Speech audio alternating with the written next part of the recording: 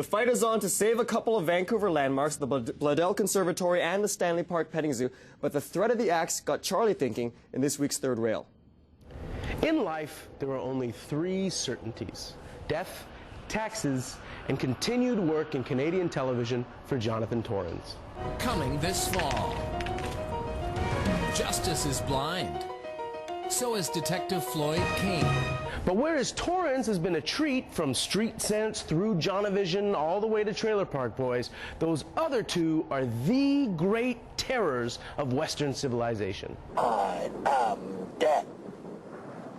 Yes, well, the thing is, we've got some people from America for dinner tonight. Who is it, darling?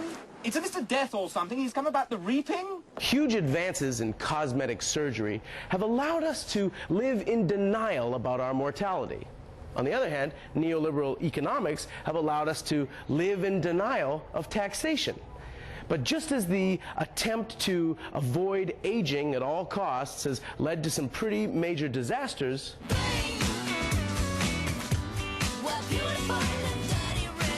so too has the attempt to avoid taxation. My sisters out in New Orleans East, they lost all their property also. There's no way that a community can ever recover from a disaster like this, of this magnitude. The prevailing wisdom in North America for the past 30-odd years is that public funds should only be raised and spent in the rarest of emergency situations. 21st Olympic Winter Games 2010 are awarded to the city of Vancouver. But the thing is, taxes pay for things. They pay for things like conservatories and petting zoos, both of which were recently axed by Vancouver's Park Board. Now, if you want your kids to get up close and personal with the animals, you just have to send them to the back porch with an old pizza box to wait for the raccoons. Or you could take them down to Davie Street to look at the bears.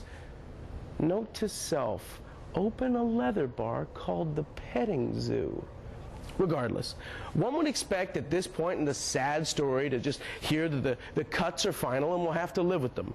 Except that the city of Vancouver recently conducted a poll. Hello. Hello. Hello. Hello. Hello. Hello.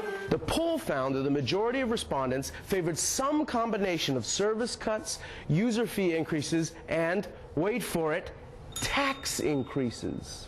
What? Say what again? Say what again? I dare you. I double dare you, mother. In fact, it found that a strong majority would take a tax increase if it meant that services could be maintained. That's so crazy, it just might work. Businesses were less likely than property owners or renters to support the idea of, increasing the tax burden. This despite the fact that taxes in this city have been shifted every year away from businesses and onto property holders. But I'm sure that residents and businesses are both pulling our fair share in this equation. People talking without speaking. People hearing without listening. But regardless of the way that the taxes are divvied up, the fact is that this poll is good news. It shows that we're starting to mature, to act like grown-ups again when it comes to taxation. And now that we've learned the limits of an underfunded society, maybe we can move on to learning the limits of our bodies. A woman is having a hard time bending over after she had implants placed in her rear end. For the CityNews List, I'm Charlie Demers.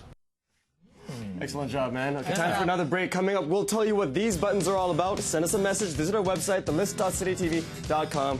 It's all right there. Check out butt implant info.